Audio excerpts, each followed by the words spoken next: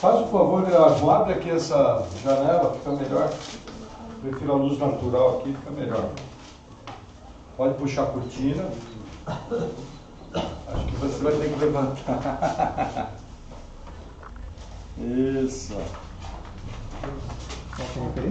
Evangelho de Mateus, capítulo 3.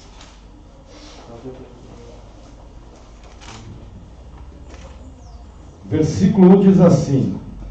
Só um momento que eu preciso ligar a mesa de som aqui, esquecendo dos irmãos do WhatsApp.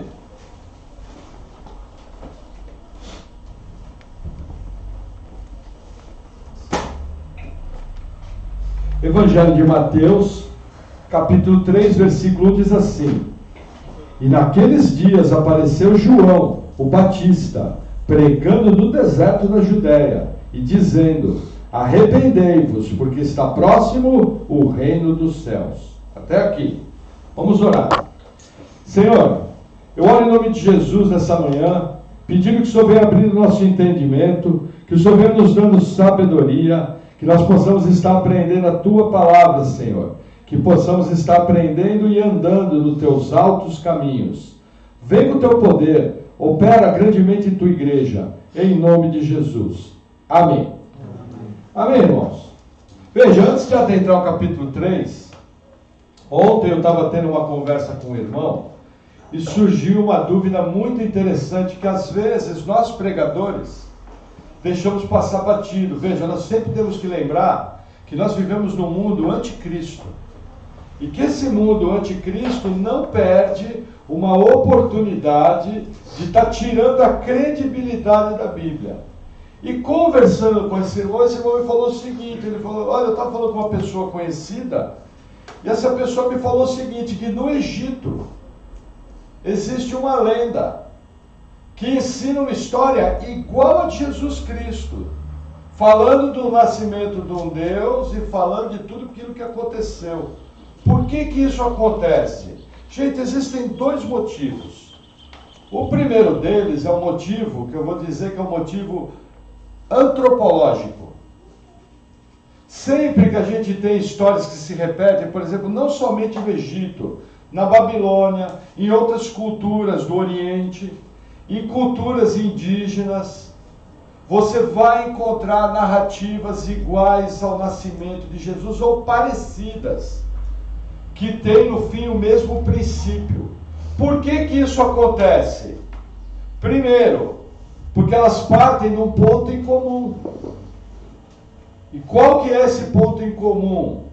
A profecia dada em Gênesis 3, de que a semente da mulher pisaria na cabeça da serpente, e que Deus colocaria inimizade entre a serpente e o descendente da mulher.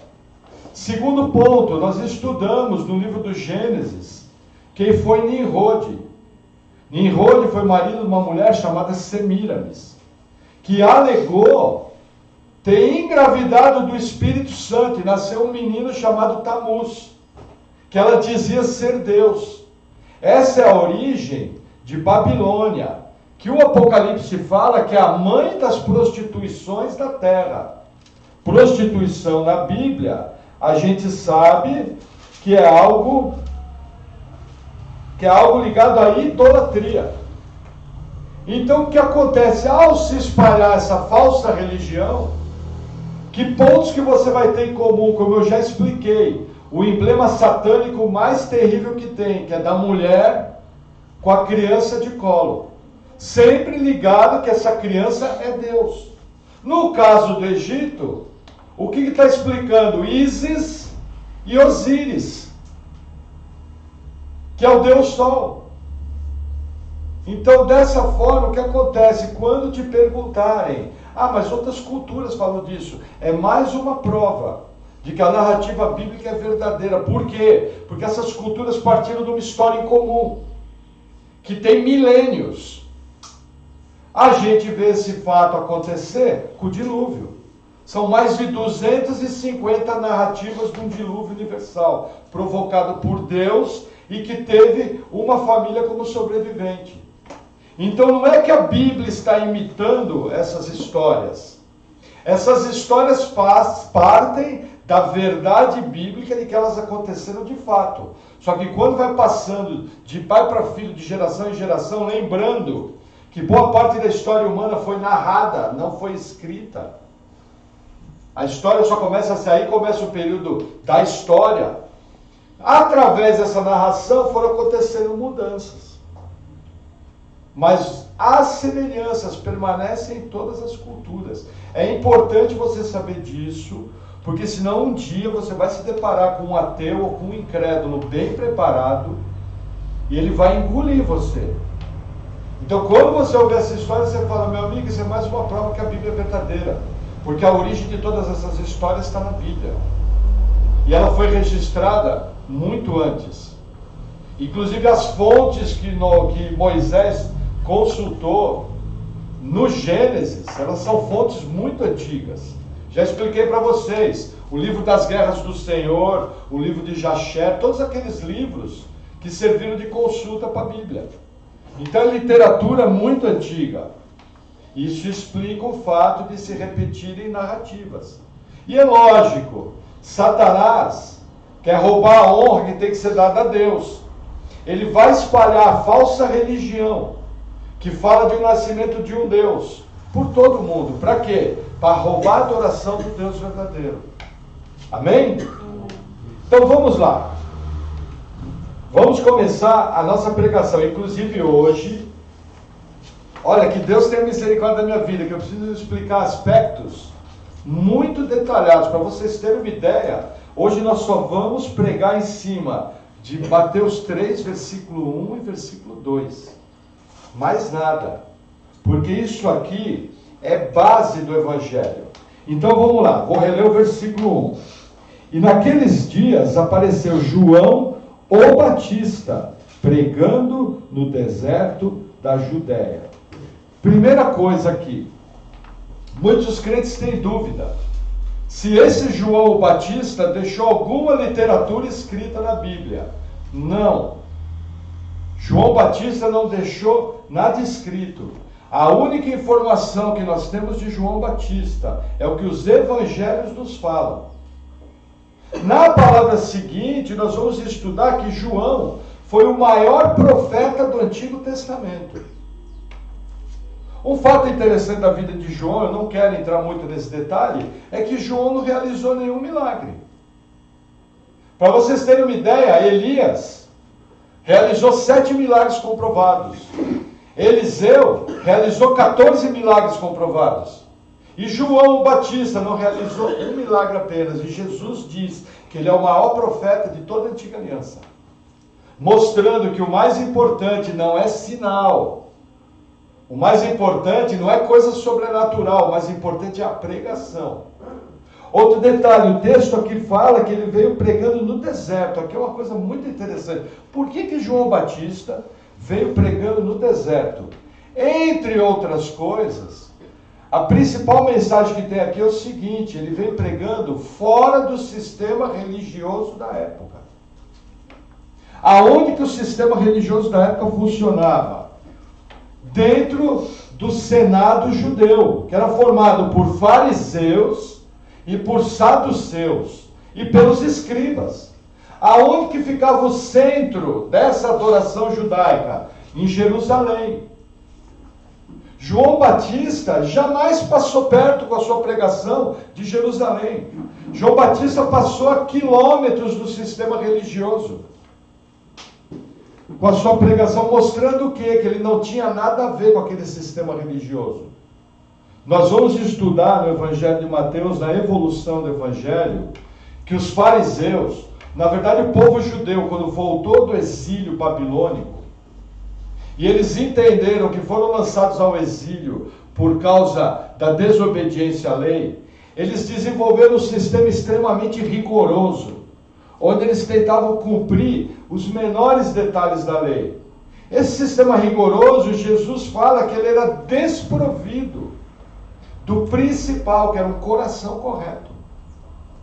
Jesus, ele é muito duro com os fariseus. Jesus é muito mais duro com os fariseus e saduceus, escribas, do que com os pecadores.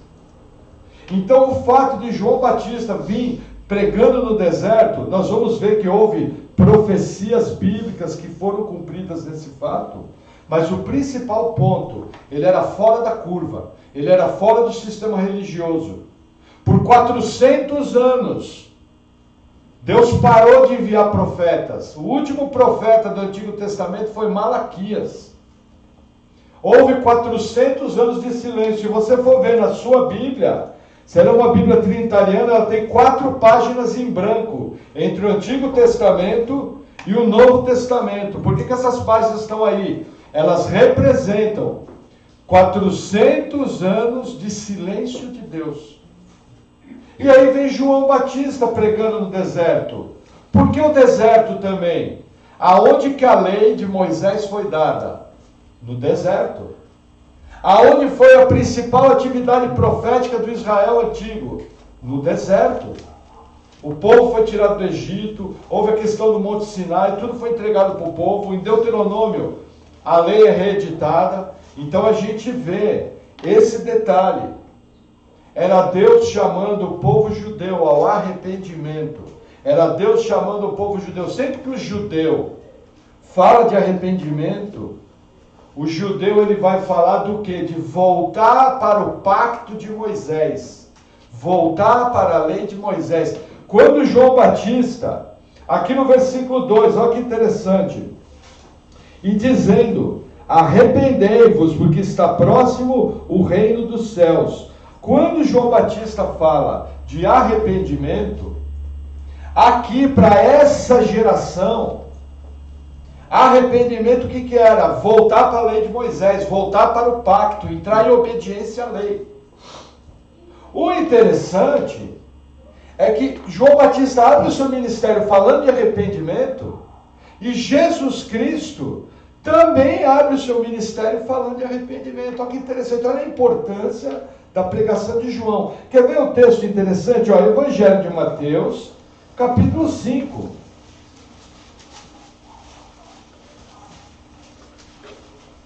Versículo 17, diz assim. Olha que interessante. Não cuideis que vim destruir a lei, ou os profetas. Não vim destruir, mas cumprir.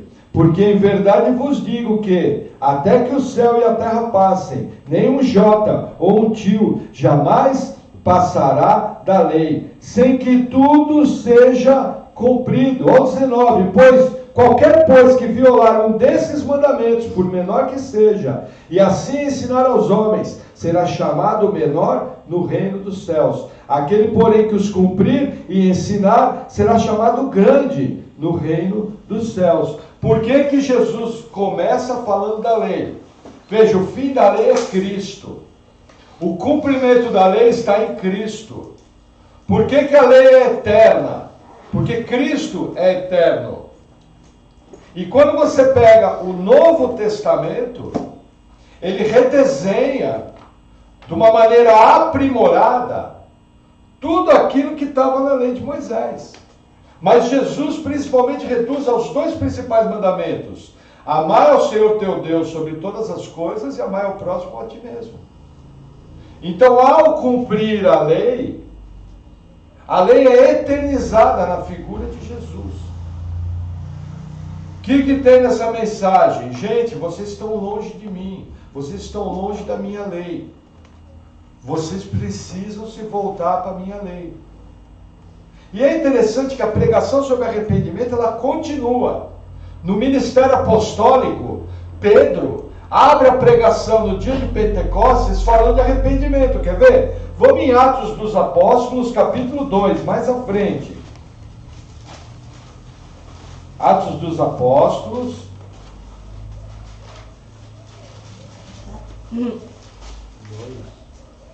Capítulo 2. Pedro fazendo sua pregação no dia de Pentecostes. Atos 2, versículo 38. Diz assim. Vamos ler o 37 para dar sentido. No 37 a plateia falando. E ouvindo eles isso, compungiram-se em seu coração, e perguntaram a Pedro e aos demais apóstolos: que faremos, homens e irmãos? 38. E disse-lhes Pedro: arrependei-vos, e cada um de vós seja batizado em nome de Jesus Cristo, em remissão de pecados, e recebereis o dom do Espírito Santo. Por onde começa a pregação de Pedro? Arrependimento. Gente, a coisa mais importante na vida cristã é arrependimento. Arrependimento é mudança de mente e de atitude. A grande marca da salvação é mudança. A pessoa que alega que nasceu de novo, que serve a Jesus Cristo e não teve mudança na sua vida, provavelmente nunca nasceu de novo. Existem pessoas que estão há anos na igreja e são a mesma encrenca de duas pernas. Elas receberam Jesus com a sua mente, com o seu intelecto, não com o seu coração. Porque quando você nasce de verdade, a primeira consequência do novo nascimento é amar Jesus. Ao amar Jesus, o que a Bíblia fala, quem me ama, segue os meus mandamentos. Vai ter prazer na lei do Senhor, vai buscar a lei do Senhor de todo o coração. Qual que é o problema da igreja moderna, do evangelho do século XX? É um evangelho apartado do arrependimento. E é um evangelho amarrado em bênçãos. Bênçãos, para você ter uma ideia, não é nem secundário. Bênção está em 100º lugar. O principal do evangelho, eu lembro, na época do meu novo nascimento, eu me enxerguei pecador. Eu vi que o meu destino era cruel, que eu ia passar a eternidade longe de Deus. E eu lembro que eu ouvi um pastor pregando, e eu lembro minha frase para o Senhor: Senhor, eu sou um coitado, porque eu não tenho a fé desse pastor. Tem dó de mim, muda a minha vida, entra na minha vida. A partir dali, nunca mais fui o mesmo. A partir dali, o Senhor que começou a boa obra tem me transformado dia após dia, com todos os meus defeitos, com todas as minhas lutas, com todas as minhas inabilidades de seguir a Ele. Porque quando eu vou ver, eu erro. Quando eu vou ver, eu falho. Mas ao olhar a minha vida antes do Evangelho e depois, é outra pessoa, completamente diferente. Aqui eu lembro que quando nós demos na igreja uma palavra chamada teste de salvação, eu ensinei para a igreja: veja o arrependimento na sua vida, veja os frutos. Se você não mudou, questione sua salvação. Porque entenda, só tem segurança de salvação em Cristo aquele que nasceu de novo. O religioso, o que adere a Jesus Cristo apenas com a sua mente, não tem segurança de salvação. Pior, vai desligar daqui, se não nasceu de novo, vai acordar no inferno, com Bíblia e tudo, com hinário de louvor e tudo. E vai falar: Senhor, eu cantei música, eu fui para a igreja, eu fui uma pessoa de caráter, eu fui bonzinho. O que Jesus vai falar? Mateus 7, na verdade, não vos conheço. Apartai-vos de mim, vós que praticais a iniquidade. O que é? Uma pessoa em pecado constante. Esse é outro sinal. O que é iniquidade? É o pecado constante, o pecado não tratado. Se esse pecado está presente na sua vida, entenda, muito provavelmente Jesus Cristo, ao olhar no seu rosto, vai falar: apartai-vos de mim, vós que praticais iniquidade. Porque um dos sinais que você nunca nasceu de novo é quando você vê um pecado, você continua na prática dele e está tudo bem. Diferente daquela pessoa, por exemplo, mau gênio é pecado. Por exemplo, maltratar a esposa é pecado. Ser desobediente e rebelde ao marido é pecado. O que é iniquidade? Eu pratico essas coisas e não estou nem aí. O que é a vida cristã? Quando eu tenho um mau gênio, eu percebo: nossa, pequei de novo. Senhor, me perdoa. Senhor, me ajuda. Por exemplo, se Deus, eu pergunto, amai a Deus sobre todas as coisas, não é o mandamento mais importante que tem? Jesus começa com o primeiro. Eu pergunto, quando você começa a perder culto, quando você deixa de orar, quando você deixa de ler a Bíblia, você está amando a Deus sobre todas as coisas? Eu respondo: não. Isso é pecado. Agora, quando você reconhece que é pecado, qual tem que ser o seu papel? Senhor, pequei de novo. Existem coisas da minha vida que me atraem mais do que o Senhor. Existem coisas da minha vida que quando eu vou ver, eu coloco na sua frente. Senhor, me perdoa, me ajuda, muda a minha vida, muda meu coração, me fortalece na minha atitude. Isso aí é a atitude de alguém salvo, que vê o seu erro, confronta com a palavra e não aceita aquele erro. E de todo o seu coração, com toda a sinceridade, ele busca agradar o Senhor. Vocês percebem a diferença? O iníquo está tudo bem. O nascido de novo, que é um poço de pecado, como todo mundo que está aqui nessa sala, sem exceção, ele reconhece sua falha e quer mudar, ele tem um coração sincero.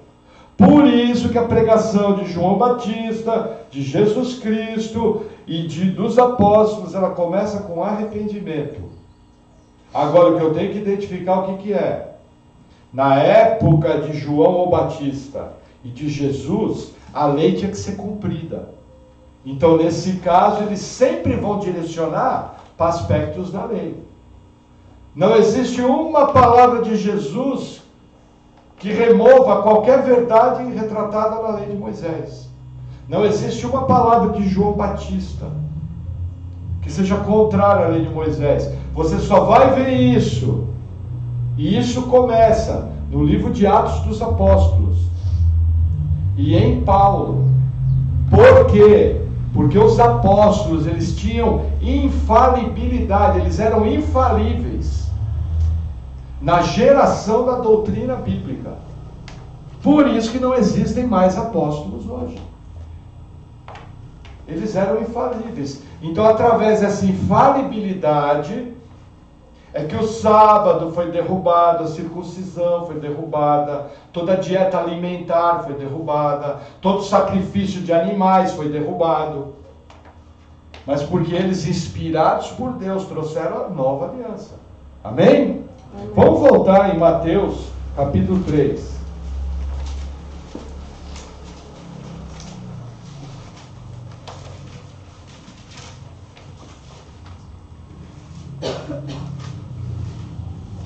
Versículo 2.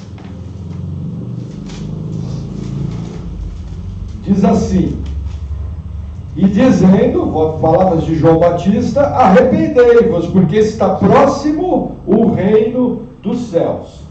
Bom, irmãos, aqui entra uma coisa interessante. Fazia tempo que isso não acontecia. O que acontece? Nos evangelhos aparece o termo reino dos céus, no Evangelho de Mateus, e Lucas e Marcos usam a palavra reino de Deus. O que acontece? Aqui existia uma visão que dizia o seguinte: reino dos céus tem a ver com o milênio, que é o reino futuro de Jesus quando voltar à terra. E reino de Deus tem a ver com o governo de Deus aqui na terra. O que nós ensinávamos? Que quando Mateus está falando do reino dos céus, ele está apontando para o futuro, após a volta de Jesus. E quando os outros evangelistas estão falando do reino de Deus, está apontando para o reinado do nosso Deus e toda a história humana. O que acontece? Esse foi o ensinamento que nós tivemos em nossa primeira igreja. E existem muitos irmãos que têm esse entendimento.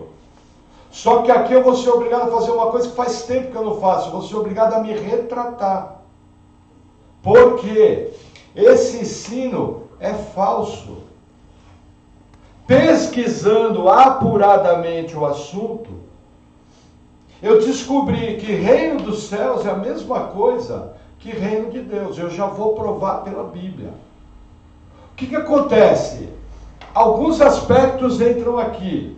Primeiro deles, o alvo do Evangelho de Mateus era o povo judeu. Se os irmãos lembrarem, o povo judeu não falava a palavra Deus. Tanto é que a pronúncia Jeová sumiu na história.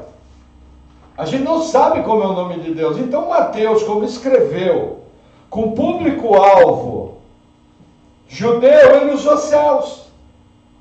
Já Marcos escreveu para o mundo romano. E Lucas escreve para o mundo grego.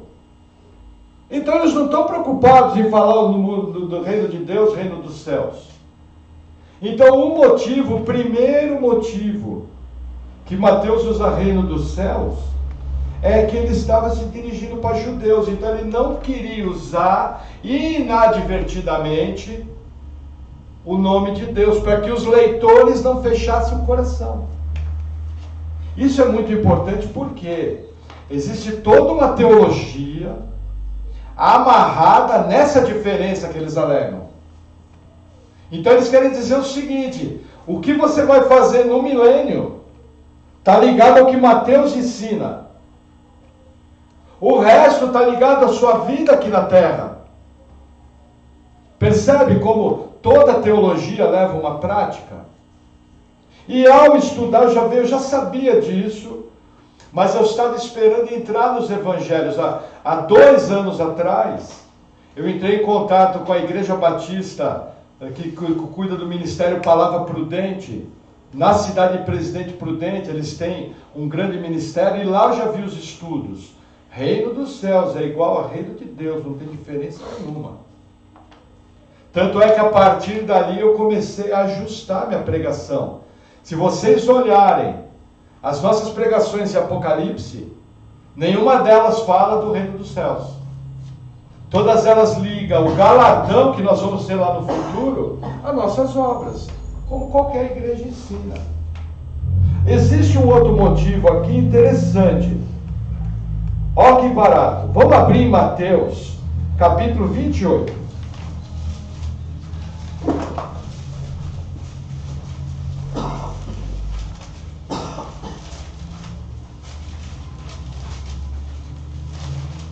Esse argumento é de um irmão.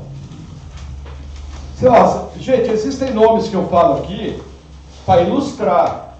Você não precisa decorar esses nomes. Se você quiser pesquisar, você ouve a palavra de novo no YouTube ou no WhatsApp, entra na internet e pesquisa. Mas hoje, vivo, talvez a maior autoridade que tem no Evangelho de Mateus é um irmão chamado D.A. Carson. Inclusive, ele tem o principal comentário bíblico em Mateus. E esse irmão, ele traz uma tese definitiva, que coloca uma pedra em toda essa discussão. E essa tese começa nesse versículo, Mateus 28, versículo 18. Palavras de Jesus. Jesus fala o seguinte: e chegando-se Jesus, falou-lhes dizendo: é-me dado todo o poder no céu e na terra. Portanto, ide, fazei discípulos de todas as nações, batizando-os em nome do Pai, e do Filho, e do Espírito Santo. O que acontece? A palavra céus, no Evangelho de Mateus, também fala da extensão do reino de Cristo. Toda a autoridade foi dada a Cristo. Ele manda tanto no reino espiritual como no reino terreno. Ele é soberano sobre todas as coisas. Como Cristo estava chegando, a chegada do Messias, João Batista usa esse termo, o reino dos céus. Mateus positiva esse termo.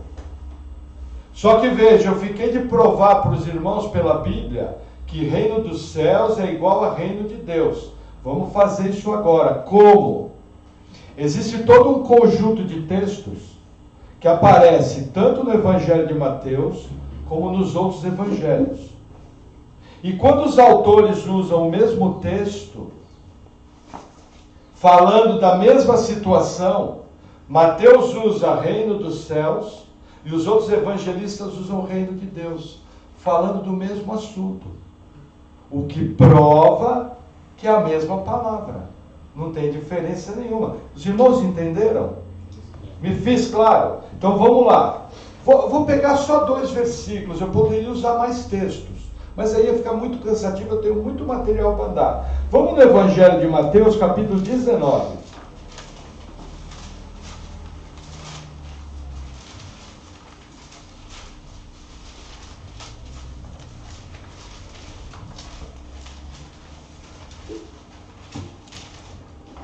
Mateus 19, versículo 23. O versículo é bem claro. Disse então Jesus aos seus discípulos: em verdade vos digo que é difícil entrar um rico no reino dos céus. Que passagem é essa? Chegou o jovem rico. Jesus falou tudo que ele tinha que fazer. O jovem rico virou as costas e foi embora triste, porque era muito rico. O que Jesus fala? É muito difícil um rico entrar no reino dos céus. Vamos ver a mesma passagem em Marcos. Marcos capítulo 10, é o próximo evangelho. Marcos capítulo 10.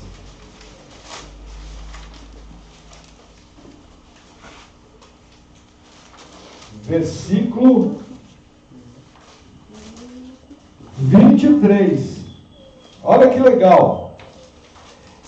Então Jesus, olhando em redor, disse aos seus discípulos: quão dificilmente entrarão no reino de Deus os que têm riquezas. É a mesma passagem. Os autores bíblicos não podem discordar, estão falando do mesmo assunto. Reino dos céus é igual ao reino de Deus. Talvez para vocês não seja uma informação tão relevante, mas eu que sou estudioso da Bíblia há mais de 20 anos, garanto para vocês que faz toda a diferença na teologia. Eu conheço igrejas que têm toda a sua estrutura de funcionamento baseado nessa diferença: reino dos céus e reino de Deus. Toda a estrutura da igreja funciona baseado nisso. Há anos, há mais de 30 anos. Isso gera uma prática, isso gera um estilo de vida, isso gera uma divisão na interpretação bíblica que muda toda a sua vida. Então, a partir de agora, toda vez que você lê no Evangelho, reino dos céus e reino de Deus, entenda, é a mesma coisa. É o mesmo domínio universal de Jesus nos céus e na terra. Amém? Amém. Se precisarem, irmãos, eu vou ter o maior prazer de passar outras passagens para vocês conferirem. É impressionante, fiquei assustado. E por que a retratação? Porque no dia que nós estivermos diante de Jesus, você vai ver o seu pastor comparecer diante de Jesus e responder todos os ensinos. E que o Senhor tenha misericórdia da minha vida e que me livre de ser um falso mestre, porque os pastores vão responder. Amém? Não se esqueçam de orar pelo seu pastor. Vamos voltar em Mateus capítulo 3. Graças a Deus que todas as retratações que eu tive que fazer até hoje, eu acho que já são no número de 9, acho, ou 10. Vou preciso relembrar. Nenhuma delas envolvia salvação. Nenhuma delas envolvia doutrina básica. Eram apenas assim, interpretações. Graças a Deus que o Senhor me livrou, teve misericórdia da minha vida, né, Moisés? Vamos lá, vamos continuar. Deixa eu virar aqui. Colocar. Olha que interessante, agora nós vamos entrar em alguns aspectos do reino. Gente, primeira coisa, eu não vou conseguir nessa palavra dar todos os aspectos do reino. Então o que eu vou falar hoje são alguns. Os demais aspectos, no desenrolar do livro de Mateus, nós vamos aprendendo juntos. Mas alguns deles já são evidentes. Primeiro, vou reler o versículo 2 de Mateus 3. E dizendo: arrependei-vos, porque está próximo o reino dos céus. O que João Batista está querendo dizer? Está próximo. O que era? A era do Messias chegou. O Messias está vindo. O Cristo, profetizado no Antigo Testamento, profetizado em Gênesis, está chegando. O que João Batista está querendo dizer é isso. A era messiânica está chegando. Aí existem alguns aspectos interessantes. Por exemplo, vamos abrir no Evangelho de Mateus, capítulo 12.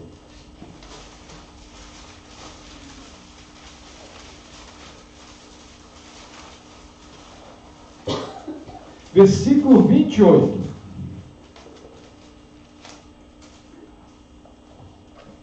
Mateus 12, 28 diz assim: palavras de Jesus: mas se eu expulso os demônios pelo Espírito de Deus, logo é chegado a vós o reino de Deus. Olha que interessante. Jesus, quando falou aqui, falou reino de Deus. Mateus não teve a ousadia de usar o termo céus. Ele replicou o que Jesus ensinou. Mas o principal aqui é o seguinte: Jesus está falando, o reino chegou. Por quê? Por causa da presença dele. Mas aí eu pergunto, a gente vê o reino de Deus e o reino dos céus em volta? Você vê hoje no mundo o reino de Deus? É visível? Nossa, Inglaterra é uma maravilha. Depois que o reino de Deus chegou lá, é tudo uma maravilha. Nossa, o carnaval brasileiro é o reino de Deus puro. É isso que você vê? Por quê? Porque, veja, na presença messiânica, o reino de Deus já começou. Mas, politicamente, como reino de verdade, ainda não começou. Nós vamos ver isso no continuar da palavra. Da visão que nós temos aqui na igreja, Jesus, quando veio, ele estabeleceu o reino em alguns aspectos. E esse reino tem crescido na história humana. Porém, no futuro, na segunda vinda, Jesus vai estabelecer plenamente o reino. Em todos os aspectos. Por quê? O povo judeu, quando esperava reino, é interessante, a palavra reino, o original em grego dela é basileia. Até quem gosta de futebol vai lembrar que o Brasil, a seleção brasileira, jogou algumas vezes na cidade de Basileia, na Suíça. Esse nome foi dado àquela cidade porque os moradores queriam dizer que aquele lugar, o reino de Deus imperava. Essa palavra Basileia, o que acontece? Ela representa um domínio político, econômico, jurídico e espiritual. Quando os judeus esperavam o Messias, eles esperavam um grande guerreiro, um grande rei. Agora veja que interessante, a Bíblia nos mostra que Jesus nasceu rei. Abre lá, Evangelho de Mateus capítulo 2.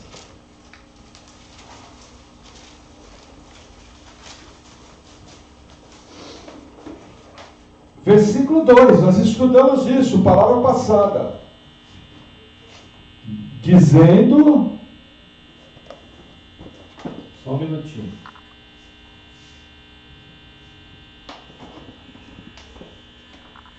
Eu acho que nós vamos interromper de novo, não vai mudar. Isso, joia. Só que mudou aqui, não está saindo. Então vamos abolir o microfone. Só desliga aí. Culpa do Humberto. Agora você falar sem microfone. Vamos lá. Evangelho de Mateus capítulo 2, versículo 2 diz assim, dizendo, onde está aquele que é nascido rei dos judeus? Porque vimos a sua estrela no Oriente e viemos adorá-lo. O que a Bíblia nos ensina? Jesus nasceu rei. Onde está o nascido rei dos judeus? Então Jesus já nasceu rei. Esse é um dos aspectos do reino. Jesus é rei. Outro aspecto, olha que interessante. Mateus 8. Depois nós vamos voltar nesses textos, o transcorrer da palavra, e vamos estudar detalhadamente. Mateus 8, versículo 8. Aqui já tem um outro aspecto do reino. Olha que barato. Mateus 8, versículo 8, diz assim. Aqui a passagem, olha para mim. Um centurião, na cidade de Cafarnaum, que era onde Jesus morava, Jesus veio da Galiléia, nós vamos estudar isso, mudou para Cafarnaum, que era uma cidade marítima. Ele, o centurião, procurou Jesus, precisava de um milagre. Aí Jesus fala para ele, ó, eu vou na sua casa, coisa que um judeu não faria. O centurião chega e fala, olha, nem precisa. Eu sou um homem que conheço a autoridade. Eu sei que se você der uma palavra, vai acontecer. Aí Jesus fica maravilhado com aquela fé. E aí ele fala o seguinte, Mateus 8, versículo 8. E o centurião respondendo disse: Senhor, não sou digno que entres debaixo do meu telhado, mas dizes somente uma palavra, e o meu criado há de sarar. Pois também sou homem sob autoridade, e tenho soldados às minhas ordens. E digo a esse: vai, e ele vai, e a outro: vem, e ele vem. E ao meu criado faze isso, e ele o faz. E maravilhou-se Jesus ouvindo isso, e disse aos que o seguiam: em verdade vos digo que nem mesmo em Israel encontrei tanta fé. Olha o 11 que Jesus vai falar. Mas eu vos digo que muitos virão do Oriente e do Ocidente e assentar-se-ão à mesa com Abraão e Isaque e Jacó no reino dos céus. E os filhos do reino serão lançados nas trevas exteriores. Ali haverá pranto e ranger de dentes. O que Jesus está falando? O reino dos céus futuro. Quando que essa mesa aqui? As bodas do Cordeiro de Apocalipse 19. O estabelecimento do reino, Apocalipse 20. O que Jesus está falando? O povo judeu, vocês são filhos do reino. Porque são filhos de Abraão. Quando o meu reino vier, vai vir pessoas do mundo inteiro que não eram filhos do reino, não havia promessas para eles. Mas em Abraão aconteceram promessas, Deus firmou alianças, as famílias da terra foram benditas, e eles vão se assentar à mesa, junto com Abraão, com Isaac e com Jacó. Porém vocês, que são os filhos naturais, os judeus, vão ser lançados no inferno, nas trevas, onde haverá choro e ranger de dentes. Qual que é o aspecto do reino que Jesus está falando? Aspecto futuro. Isso ainda não aconteceu. Veja que interessante. Comprovando aquela tese anterior. Jesus usa em 2 textos que eu mostrei para vocês. Num texto, reino de Deus. No outro texto, reino dos céus. Está em vermelho aí na sua Bíblia. Pode olhar, foram palavras do nosso Senhor. Mostrando que para Jesus era a mesma coisa. Olha que interessante. Qual foi o erro do irmão Maurício? Ouviu do pastor e não corrigiu, não conferiu. Se você tem dúvida, é sua obrigação vir conversar com o pastor. Pedir base bíblica. Para que não fique dúvida. Qual que é a nossa mania? A gente não quer nem saber de Bíblia, a gente não quer estudar Bíblia, tudo que o pastor falou tá bom, e aí quando eu vou ver, estou crendo em doutrina falsa. Está errado. Vocês viram como é fácil derrubar? Assim, caiu. Derruba muito fácil, é só estudar a Bíblia. Mas vamos para mais um aspecto do reino dos céus. Vamos no Evangelho de Mateus, capítulo 13.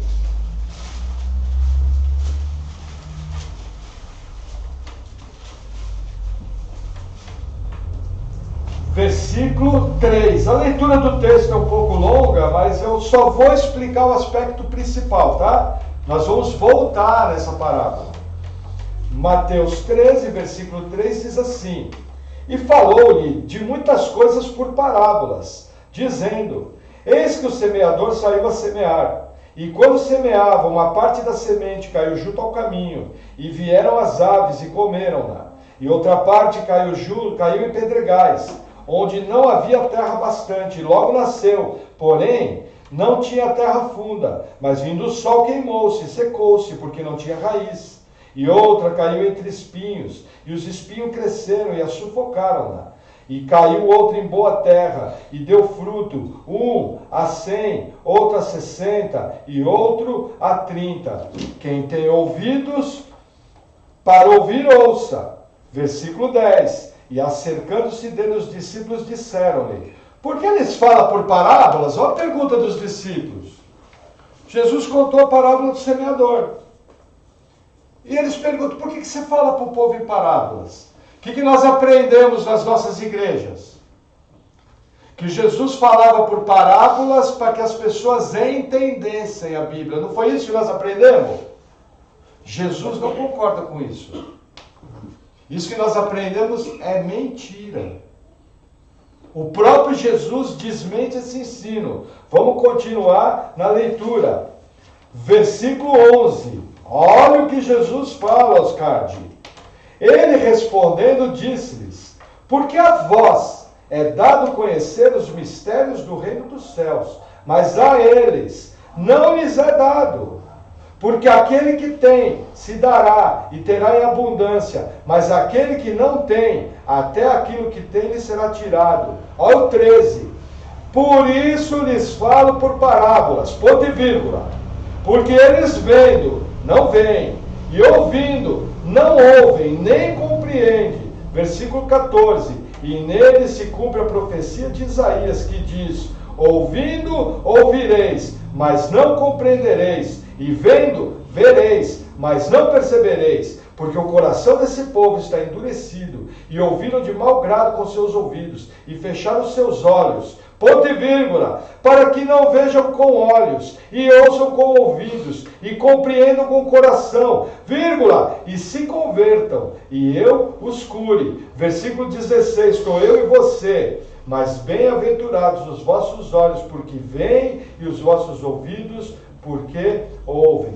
Porque em verdade vos digo que muitos profetas e justos desejaram ver o que vós vedes, e não ouviram, e ouvir o que vós ouvis, e não ouviram. Escutai vós, pois, a parábola do semeador. Vamos parar aqui. O que Jesus fala? Eu preguei por parábola, para que eles vendo não vejam, ouvindo não ouçam, e não sejam salvos. Por quê? Porque a situação do homem é de rebeldia. Mas coube a Deus, para a honra e glória do seu nome, na eternidade passada, escolher os piores pecadores que estão aqui nessa sala, e estão espalhados pelo mundo, e salvar soberanamente. É o que a Bíblia ensina. O que ensinaram para a gente? O oposto. O que faz esse ensino? Tira a salvação, e tira a honra, e tira a glória da mão de Deus. E coloca a caneta na sua mão. Outro dia, assistindo o programa Vejam Só, que tem bons debates, um pastor teve a ousadia de trazer o seguinte ensino: nós podemos tirar a caneta da mão de Deus e escrever a nossa história. Ele teve coragem de dar esse ensino em rede nacional.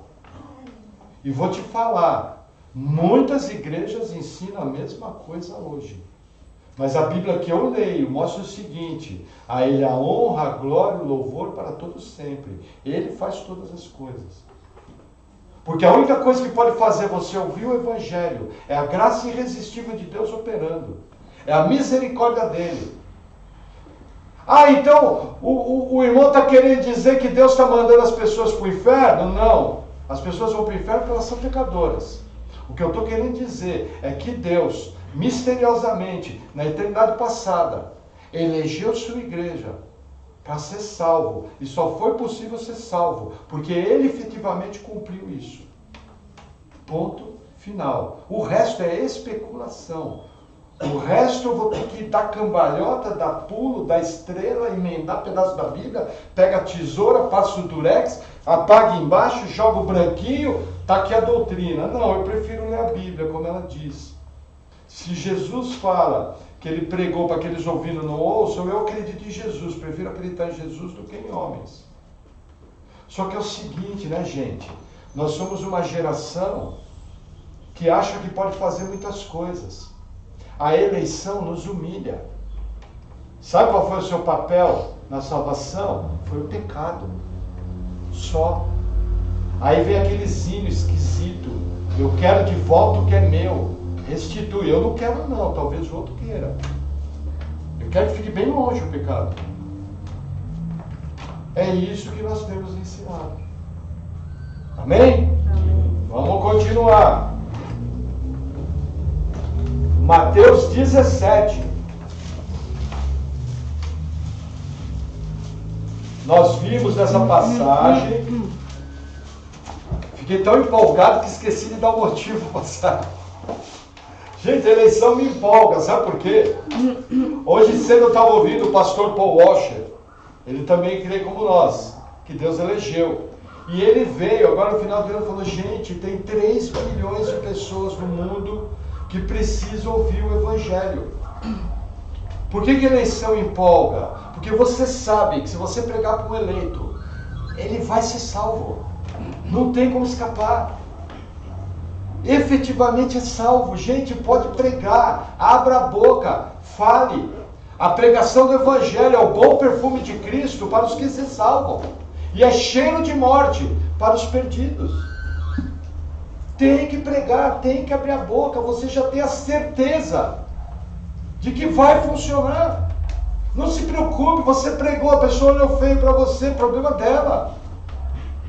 Mas vai ter pessoa que você vai pregar, Deus vai usar a sua pregação para salvar. É muito importante. Então nessa passagem do semeador que a gente vê o reino de Deus sendo expandido através da pregação do Evangelho, que Jesus está ensinando aqui. Agora vamos para o 17. Outra manifestação do reino. É que eu fico tão empolgado com a eleição que esqueço até de palavra aqui. Lembrando, né, irmãos, que eu fui um dos maiores inimigos da doutrina da eleição incondicional. Eu combati essa doutrina com todas as minhas forças. Só que tiveram versículos no Evangelho de Mateus, no Evangelho de João, que não teve como ir contra. E eu, humilhado, colocado diante da minha pequenez, tive que me sujeitar diante da grandeza de Deus na sua palavra. E passar a ensinar, inclusive tive que me retratar. Que quem é o autor da salvação é 100% Deus. Só Ele. Mateus 17. Tem gente que vira a cara para mim, para essa doutrina. Versículo 1. Diz assim: 6 dias depois, tomou Jesus consigo a Pedro e a Tiago e a João seu irmão, e os conduziu em particular a um alto monte, e transfigurou-se diante dele, e o seu rosto resplandeceu como o sol, e as suas vestes tornaram-se brancas como a luz. E eis que lhes apareceram Moisés e Elias, falando com ele. E Pedro, respondendo, disse a Jesus, Senhor, bom é estarmos aqui. Se queres, façamos aqui 3 tabernáculos, um para ti, um para Moisés e um para Elias. E estando ele ainda a falar, eis que uma nuvem luminosa os cobriu, e da nuvem saiu uma voz que dizia, esse é meu filho amado, em quem me comprazo, escutai-o. E os discípulos, ouvindo isso, caíram sobre os seus rostos e tiveram grande medo. E aproximando-se de Jesus, tocou-lhes e disse-lhe, levantai-vos e não tenhais medo. E erguendo eles os olhos, ninguém viram, senão unicamente a Jesus. E descendo eles do monte, Jesus lhes ordenou, dizendo, a ninguém conteis a visão, até que o Filho do Homem seja ressuscitado entre os homens. O que acontece? Jesus se mostrou, quando estava aqui na terra como Messias, a manifestação futura dele. Vai ser assim que nós vamos ver Jesus. Apocalipse 22 fala que a luz da Nova Jerusalém, que aponta para a vida eterna, é o próprio Deus. Foi o que os discípulos tiveram vislumbre. Mais uma prova de que o reino de Deus já está entre nós, mas ele ainda não se manifestou plenamente. Jesus já reina no céu, assentado à direita de Deus Pai. Mas ele vai reinar no céu e na terra. E aí continua o texto. Vamos lá. Veja. Vamos abrir no livro do profeta Daniel, Antiga Aliança, capítulo 2. Veja que interessante. Se vocês acharem Isaías, vocês voltam. Vão passar por Isaías, Jeremias, Ezequiel e daí vem Daniel. Daniel 2. Um dos profetas mais admirados pelo povo judeu. Que escreveu 500 anos antes de Cristo. Somando a data do Evangelho. Quase 550 anos, quase 600, porque ele profetizou em meados de entre 500 e 600, e aqui nós estamos falando de 30 depois de Cristo. Então, Daniel 2, ele vai falando do reino. Olha que interessante. Daniel 2, 44. Diz assim: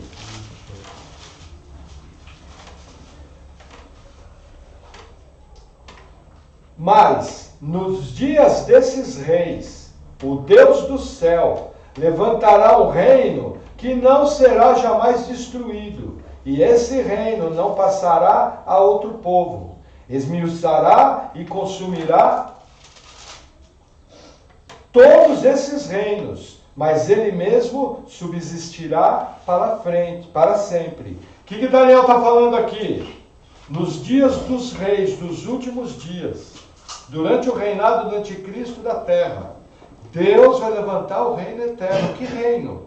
É o reino de Cristo, é o reino dos céus, é o reino de Deus. Esse reino permanecerá para sempre. Eu pergunto, hoje, 2000 anos após a vinda de Jesus, a gente vê o reino dos céus na terra, politicamente, econômico, em geral? Não. Na verdade, a gente vê Satanás que nem bicho solto. E sob permissão de Deus, fazendo tudo que ele quer fazer, de acordo com a maldade do coração do homem. Um aspecto do reino do futuro. Outro texto em Daniel, Daniel capítulo 4.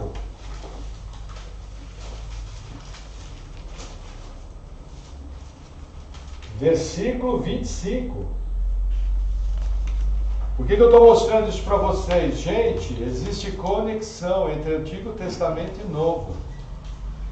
As coisas da Bíblia não caem de paraquedas. As coisas da Bíblia, as teologias têm que ser construídas, baseadas em passagens bíblicas claras.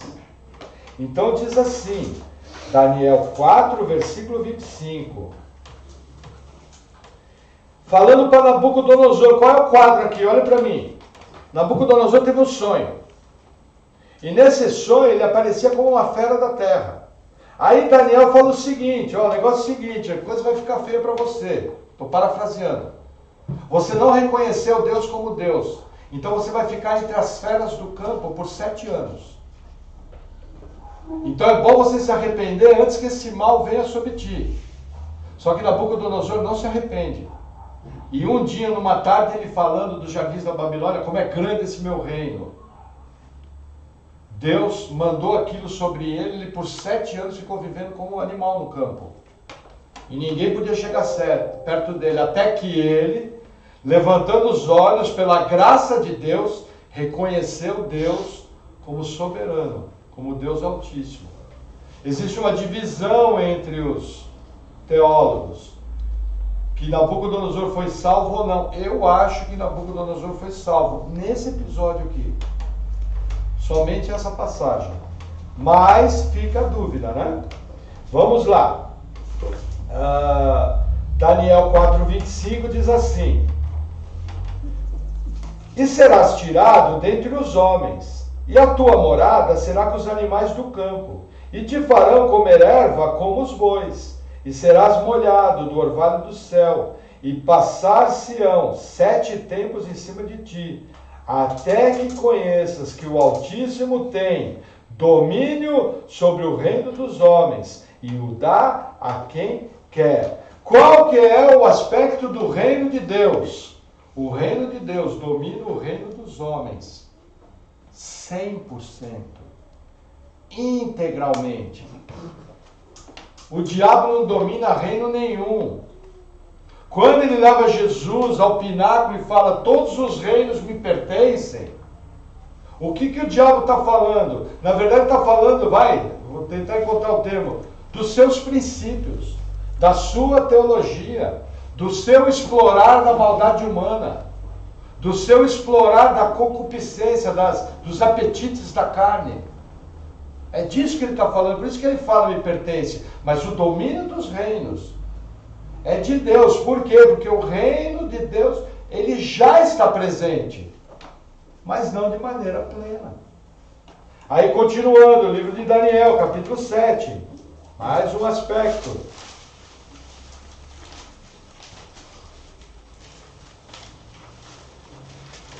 Versículo 13. Aqui já é um texto um pouco mais longo. Daniel 7:13, diz assim, palavras do próprio profeta. Eu estava olhando nas minhas visões da noite, e eis que vinha nas nuvens do céu um como filho do homem, e dirigiu-se ao ancião de dias e o fizeram chegar até ele. 14. E foi-lhe dado o domínio, e a honra, e o reino, para que todos os povos, nações e línguas o servissem. O seu domínio é um domínio eterno, que não passará, e o seu reino tal, que não será destruído. Até aqui. Está falando de quem? Quem é o Filho do Homem? O Evangelho explica, Jesus Cristo. Quem é o ancião de dias? Deus Pai Todo-Poderoso. Mais uma prova bíblica da doutrina da Trindade. O que está falando aqui? Que o reino, todas as nações vão ser dadas a Jesus. Isso funciona hoje na prática? Não. Quando vai funcionar? Vamos no último livro da Bíblia, Apocalipse, capítulo 20.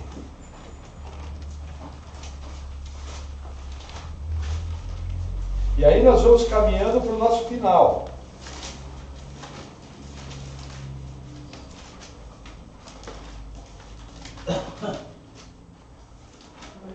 Lembrando que existe um aspecto que não foi falado aqui, que vai ser falado mais à frente. O reino dos céus está em vós. Quando você é salvo, você já faz parte do reino, e o reino dos céus está em vocês, tá?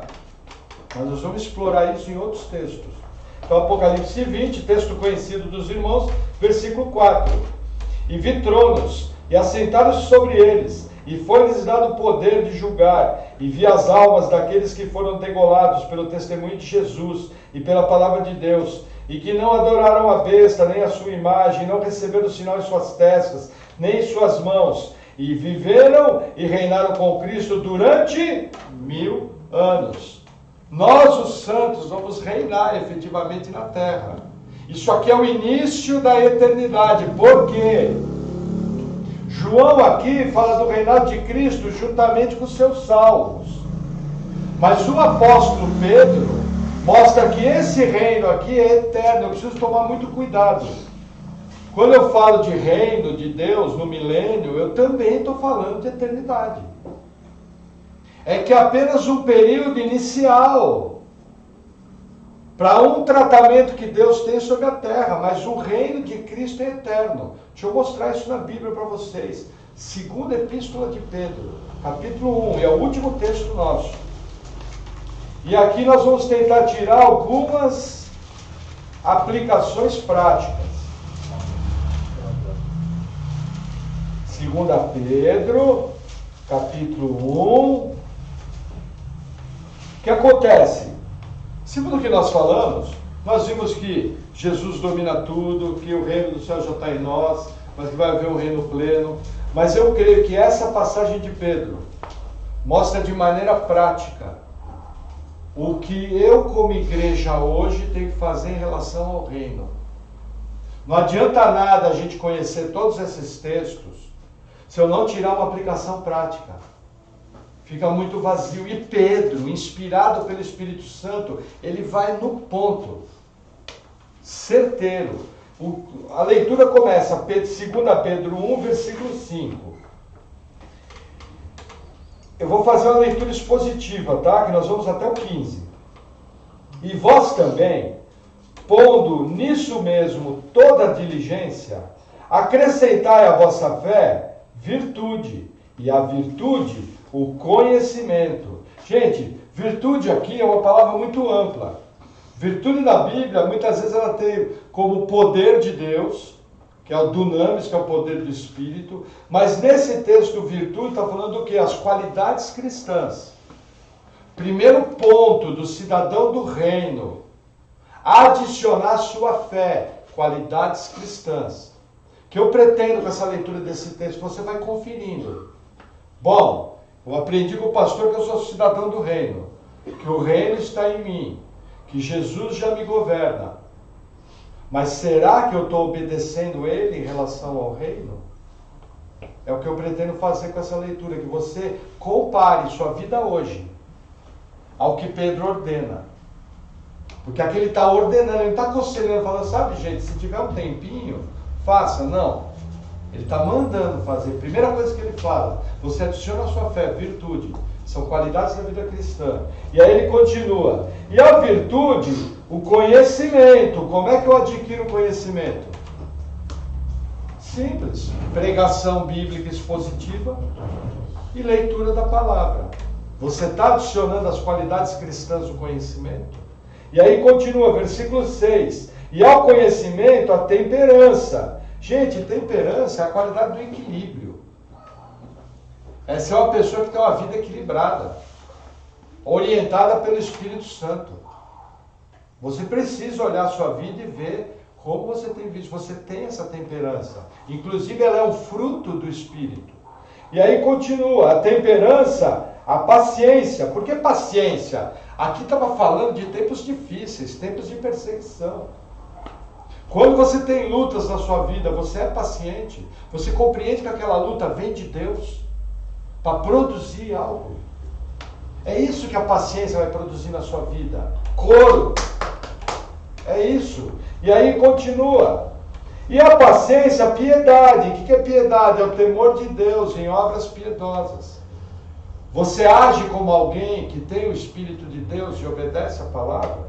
E aí ele continua. E a piedade, o amor fraternal. E ao amor fraternal, o amor. Aqui existe um jogo de palavras que eu não vou entrar, porque no grego tem 7 palavras para designar o amor.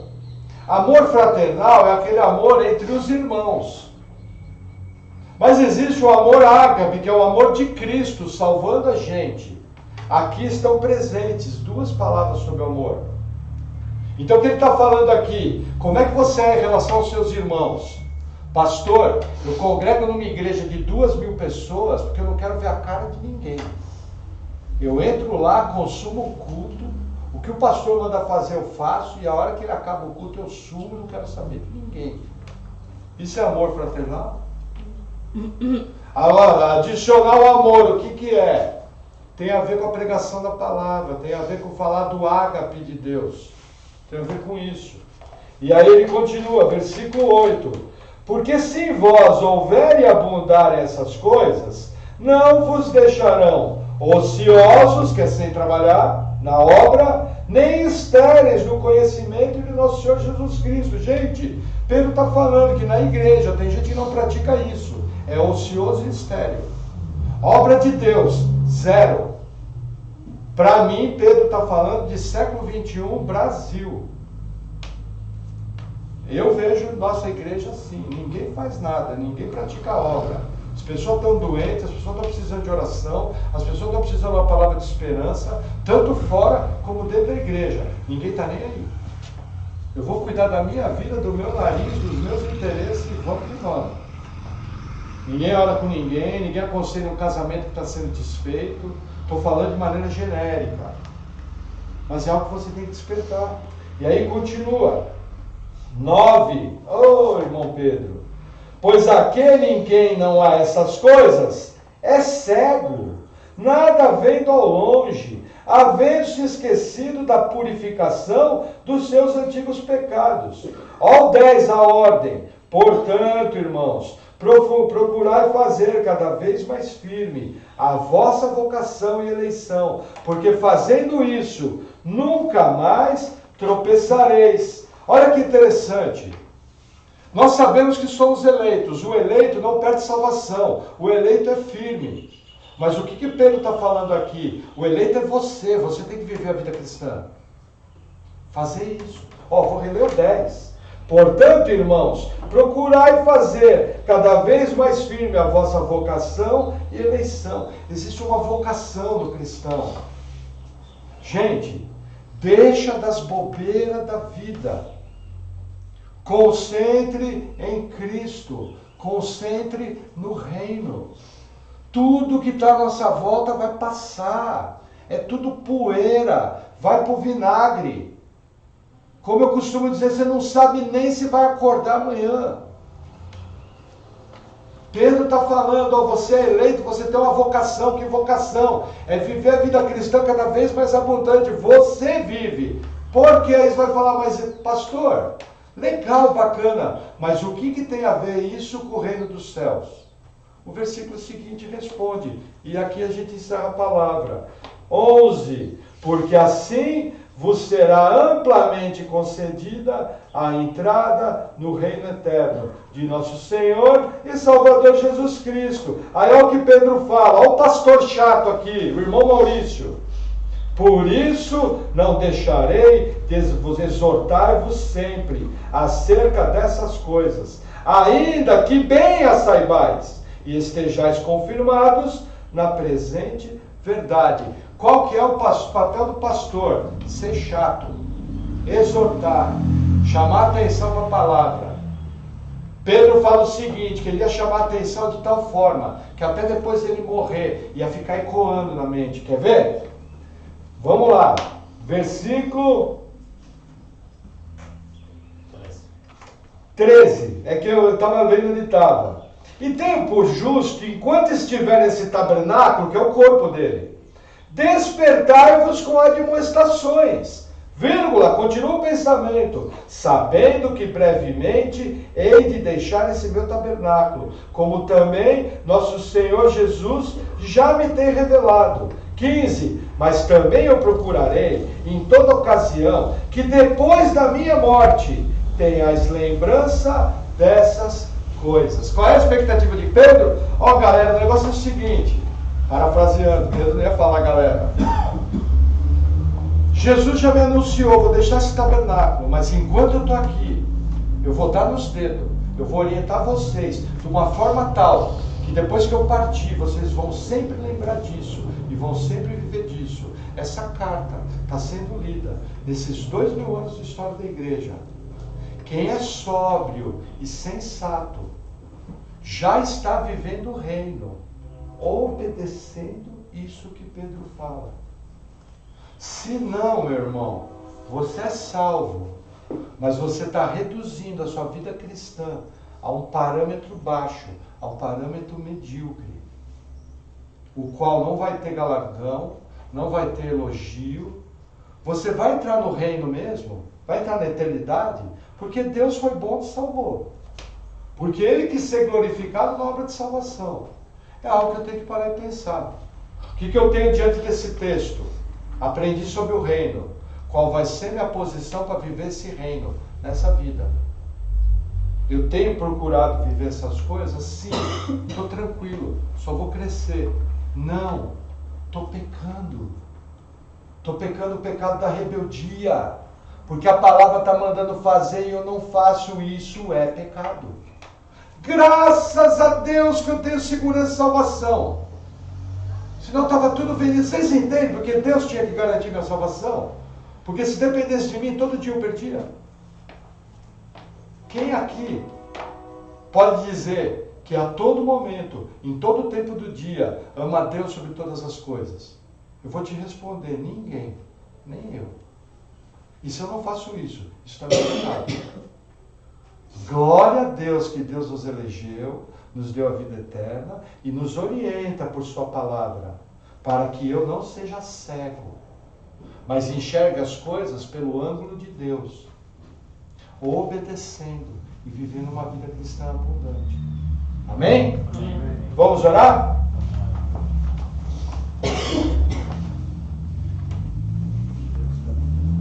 Glória a Deus, louvado seja o nosso Deus. Pai, eu venho diante de Ti, juntamente com os meus irmãos, pedir perdão dos nossos pecados.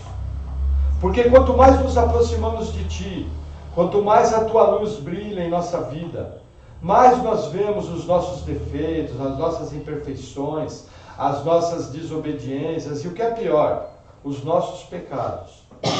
Mas, Senhor, o Senhor sabe do nosso coração, o Senhor sabe que nós Te amamos, que queremos fazer a Tua vontade.